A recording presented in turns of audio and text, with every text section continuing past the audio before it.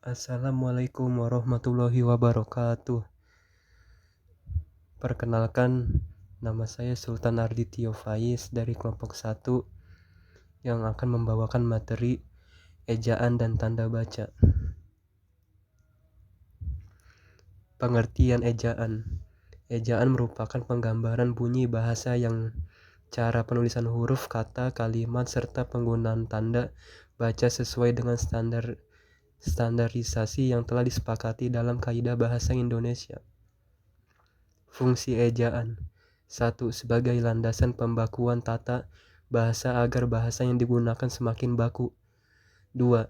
Sebagai landasan pembakuan kosakata dan istilah. 3. Alat penyaring masuknya unsur bahasa lain ke dalam bahasa Indonesia agar tidak menghilangkan makna tulisan aslinya. 4. Membantu pemahaman pembaca dalam mencerna informasi yang disampaikan secara tertulis. Pemakaian huruf. Yang pertama ada huruf abjad. Dalam ejaan bahasa Indonesia terdapat 26 huruf yang dipakai. Huruf abjad ini bisa ditulis dalam bentuk huruf kapital maupun tidak, tergantung pada pemakaian dan tujuan penggunanya. 2. Huruf vokal. Dalam bahasa Indonesia huruf vokal terdiri atas huruf A, I, U, E, dan O. 3. Huruf konsonan. Huruf yang tidak termasuk huruf vokal terdiri atas 21 huruf abjad. 4. Huruf diftong. 2 vokal yang diucapkan bersamaan terdiri dari AI, AU, EI, dan OI. 5. Gabungan huruf konsonan. Penulisan gabungan huruf konsonan berarti 2 huruf konsonan yang dijadikan satu bunyi. Hurufnya yaitu KH, NG, NY, SY. Contoh, khusus, syarat, banyak. 6. Huruf kapital. Sebagai huruf pertama di awal kalimat. B. Sebagai huruf pertama unsur nama orang dan julukan. C. Sebagai awal kalimat dalam petikan langsung. D. Dipakai sebagai huruf pertama setiap nama agama, kitab suci, nama gelar kehormatan, profesi, jabatan, suku bangsa, tahun, bulan, hari, dan nama geografi. 7. Huruf miring biasanya dipakai untuk menegaskan menulis kata dalam bahasa daerah atau bahasa asing, dan menuliskan judul buku, nama majalah, atau daftar pustaka. 8. Huruf tebal untuk menegaskan bagian tulisan yang sudah ditulis miring dan bagian-bagian karangan seperti judul buku, bab, atau subbab. Pemakaian tanda baca. Tanda titik. 1. Tanda titik adalah tanda baca yang digunakan untuk menandai akhir dari sebuah kalimat pernyataan. Misal, ayah baru saja berangkat ke Semarang. 2. Tanda titik di penulisan bagan ikhtisar atau daftar. Misal, isi, analisa tabel, dan analisa grafik. 3. Tanda titik juga digunakan sebagai pemisah angka jam, menit, dan detik. Misal pukul 13.19. 4. Tanda titik digunakan untuk memperjelas bilangan ribuan atau kelipatannya. Misal kecelakaan di tol bulan lalu mencapai 1.200 kejadian. 5. Dalam penulisan daftar pustaka, tanda titik digunakan setelah nama penulis, judul tulisan yang tidak mengandung tanda seru atau tanda tanya, dan tempat terbit. Misal, Agung Muhammad 2007, Media Banjar yang Asyik, Solo, Ragam Cendekia. Contoh penggunaan tanda titik dalam tabel dan bagan. Alur pendaftaran. 1. Registrasi akun peserta. 2. Cetak registrasi akun. 3. Aktivasi akun. 4. Unggah dokumen. 5. Cetak pendaftaran. 6. Pengumuman. Dan berikut adalah penjelasan lainnya.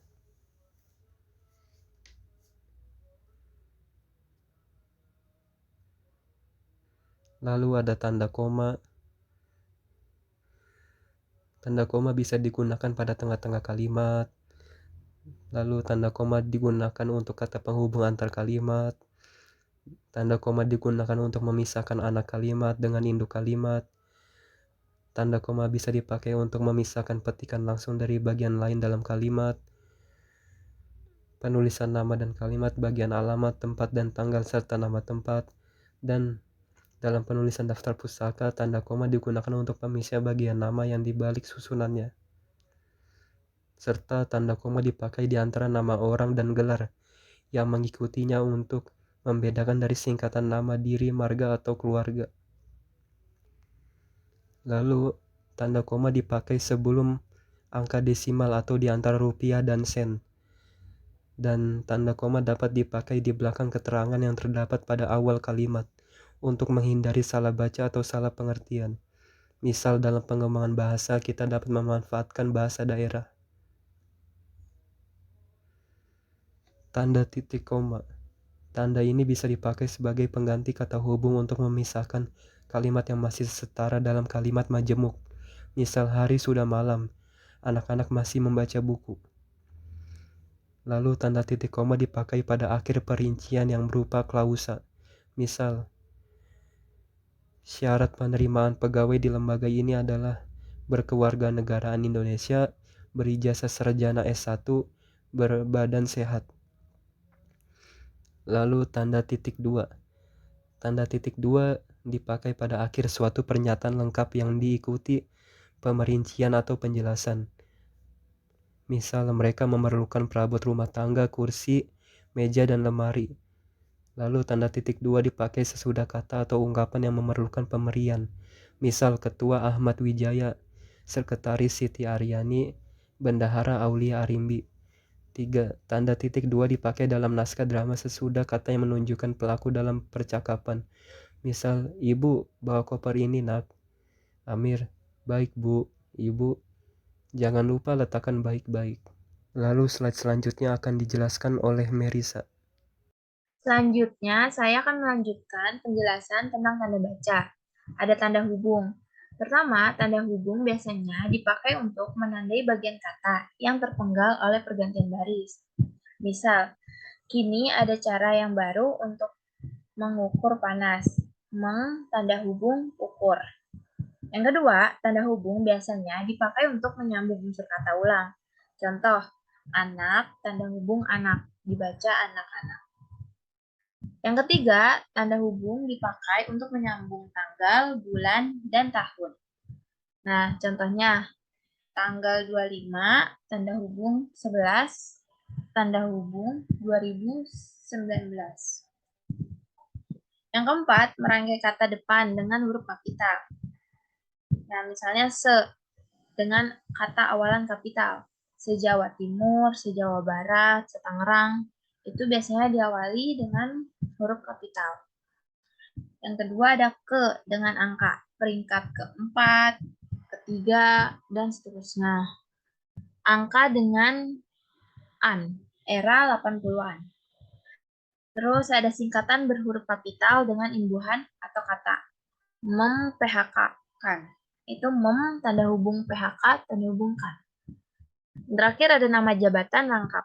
Menteri, tanda hubung sekretaris negara. Selanjutnya ada tanda pisah. Yang pertama, tanda pisah dipakai untuk penyisipan kata atau kalimat yang memberi penjelasan. Contoh, kemerdekaan bangsa itu, tanda pisah saya yakin akan tercapai, tanda pisah diperjuangkan oleh bangsa itu sendiri. Selanjutnya, biasanya juga dipakai untuk menegaskan adanya keterangan oposisi atau keterangan yang lain. Contoh, Soekarno, tanda pisah, Hatta, tanda pisah, proklamator kemerdekaan RI. Nah, yang ketiga, biasanya juga dipakai untuk dua bilangan, tanggal atau tempat. Misalnya, tahun 2010, tanda pisah 2013.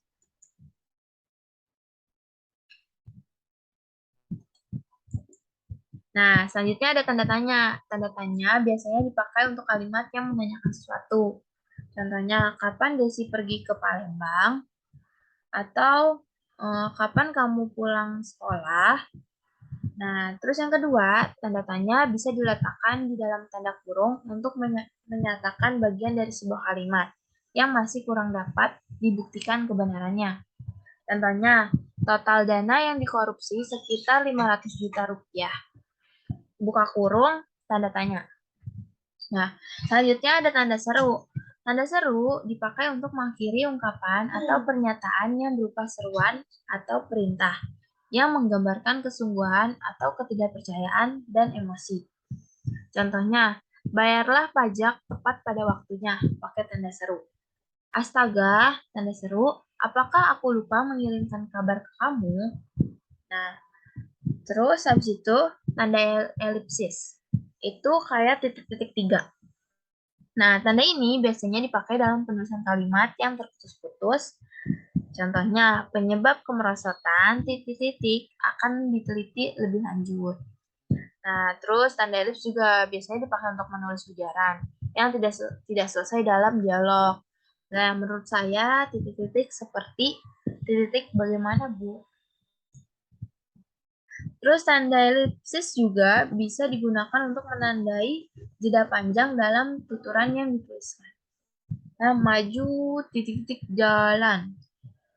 Yang keempat, tanda elipsis di akhir kalimat diikuti dengan tanda baca akhir kalimat berupa tanda titik, tanda tanya, atau tanda seru.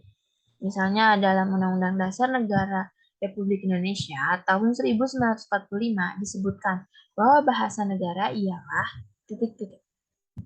Selanjutnya ada tanda petik. Pertama, tanda petik bisa digunakan untuk mengapit petikan langsung yang berasal dari pembicaraan, naskah, atau bahan tertulis lainnya. Contohnya, kutip, tanda kutip, merdeka atau mati. Seru Bung Tomo dalam pidatonya. Terus tanda petik juga bisa digunain untuk mengapit judul puisi, judul lagu, judul artikel, judul naskah, judul bab buku, judul pidato atau khotbah, atau tema, subtema yang terdapat di dalam kalimat. Contohnya, puisi, tanda kutip pahlawanku, terdapat pada halaman 125 buku. Nah, tanda petik juga bisa digunakan untuk mengapit istilah ilmiah yang kurang dikenal atau kata yang mempunyai arti khusus. Misalnya, tanda kutip peladen. Nah, komputer ini sudah tidak berfungsi. Selanjutnya ada tanda petik tunggal. Nah, tanda petik tunggal ini digunakan untuk mengapit petikan yang terdapat dalam petikan lain. Contohnya, tanya dia, tanda petik tunggal, kau dengar bunyi tanda petik lagi kring-kring tadi. Nah, yang kedua, tanda petik juga bisa digunakan untuk mengapit makna, padanan, atau penjelasan kata atau ungkapan. Misalnya, tergugat, tanda petik tunggal yang digugat. Tanda petik tunggal itu kayak petik satu doang ya. Nah, selanjutnya ada tanda kurung. Tanda kurung digunakan untuk mengapit keterangan tambahan seperti singkatan atau padanan kata asing. Misalnya, bahasa Indonesia mempunyai tes standar yang disebut uji kemahiran berbahasa Indonesia. Buka kurung UKBI. Itu tanda kurung ya. Nah, tanda kurung juga digunakan untuk mengapit keterangan atau penjelasan yang bukan bagian utama. Misalnya, puisi Tranggono yang berjudul Ubud. Nah, itu tanda kurung nama tempat yang terkenal di Bali. Ditulis pada tahun 1962. Yang ketiga, tanda kurung digunakan untuk mengapit kata yang keberadaannya di dalam teks dapat dimunculkan atau dihilangkan. Contohnya, dia berangkat ke kantor dengan tanda kutip bus Transjakarta. Yang terakhir, tanda kurung digunakan untuk mengapit huruf atau angka sebagai penanda perincian yang ditulis ke samping atau ke bawah. Misalnya, faktor produksi menyangkut. Itu perincian ada buka tanda kurung ada bahan baku, B tanda kurung biaya produksi, C tanda kurung tenaga kerja. Nah, kalau yang di bawah ke bawah itu ada dia harus melengkapi berkas lamarannya dengan melampirkan 1. Daftar riwayat hidup, 2. Ijazah terakhir, dan 3. Surat keterangan kesehatan. Nah, selanjutnya ada tanda kurung siku. Nah, tanda kurung siku ini digunakan untuk mengapit huruf, kata, atau kelompok kata sebagai koreksi atau tambahan atas kesalahan atau kekurangan di dalam naskah asli yang ditulis oleh orang lain. Contohnya, penggunaan bahasa dalam karya ilmiah harus sesuai tanda kurung siku dengan kaidah bahasa Indonesia. Atau juga ulang tahun, tanda kurung siku, proklamasi kemerdekaan, tutup kurung siku, Republik Indonesia dirayakan secara khidmah. Yang kedua, tanda kurung siku digunakan untuk mengapit keterangan dalam kalimat penjelas yang terdapat dalam tanda kurung. Misalnya, persamaan kedua proses itu, buka kurung, perbedaannya dibicarakan di dalam bab 2, tanda kurung siku. Jadi di dalam tanda kurung ada tanda kurung siku. Lihat halaman 35-38. Tanda kurung siku dan tutup tanda kurung tutup. Perlu dibentangkan di sini. Nah, selanjutnya ada tanda garis miring. Tanda garis miring biasanya digunakan dalam nomor surat, nomor pada alamat, dan penandaan masa tahun yang terbagi dalam 2 tahun takwim. Misalnya Jalan Keramat 3 atau 10 atau garis miring 10. Yang kedua, tanda garis miring digunakan sebagai pengganti kata dan atau serta setiap. Misalnya, semua organisasi harus memiliki AD atau garis miring ART. Semua organisasi harus memiliki anggaran dasar dan anggaran rumah tangga. Nah, yang terakhir, tanda garis miring juga biasanya digunakan untuk mengapit huruf, kata, atau kelompok sebagai koreksi atau pengurangan atas kesalahan atau kelebihan di dalam naskah asli yang ditulis oleh orang lain. Misalnya asmara, tanda garis miring, N, tanda garis miring lagi dana, merupakan salah satu tembang macapat budaya Jawa. Selanjutnya ada tanda apostrof. Nah, tanda apostrof ini dapat digunakan untuk menunjukkan penghilangan bagian kata atau bagian angka dalam tahun konteks tertentu. Misalnya dia, tanda apostan, dia kan kusurati. Kannya itu sama dengan akan. Nah, sekarang ada penulisan unsur serapan. Penulisan unsur serapan itu ada penulisan unsur serapan umum. Nah, yang pertama ini ada harakat fathah atau bunyi A yang dilafalkan pendek atau panjang menjadi A. Contohnya, umrah, jadi umrah. Yatim, jadi yatim. Nah, penulisan unsur serapan khusus. Yang pertama, deret konsonan pada akhir kata bahasa Arab disisipi vokal yang sama dengan vokal sebelumnya A, I, atau U di antara deret konsonan tersebut. Contohnya, akad dibaca akad, fajar dibaca fajar. Yang kedua, deretan konsonan pada akhir kata bahasa Arab dapat ditambah vokal U. Contohnya, fard dibaca fardu. Yang ketiga, konsonan ganda diserap menjadi konsonan tunggal. Contohnya, acu dibaca aku, alamah dibaca alamah. Nah, konsonan rangkap dipertahankan jika menimbulkan ketaksaan atau konotasi negatif. Contohnya, man dibaca mana, mas dibaca masa. Yang keempat, unsur serapan yang sudah lazim digunakan dan tidak sesuai dengan kaidah umum penulisan unsur serapan tidak diubah.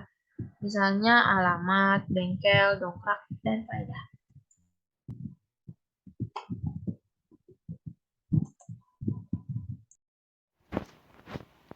Selanjutnya, penulisan kata. Ada kata dasar. Kata dasar adalah kata asli yang masih asli atau belum tercampur dengan imbuhan atau kata tambahan lainnya. Misalnya, pergi. Ada juga kata imbuhan. Kata imbuhan digunakan dalam menyusun kalimat yang membentuk satu makna baru. Ada kata imbuhan di awal, kapital. ABRI, Angkatan Bersenjata Republik Indonesia.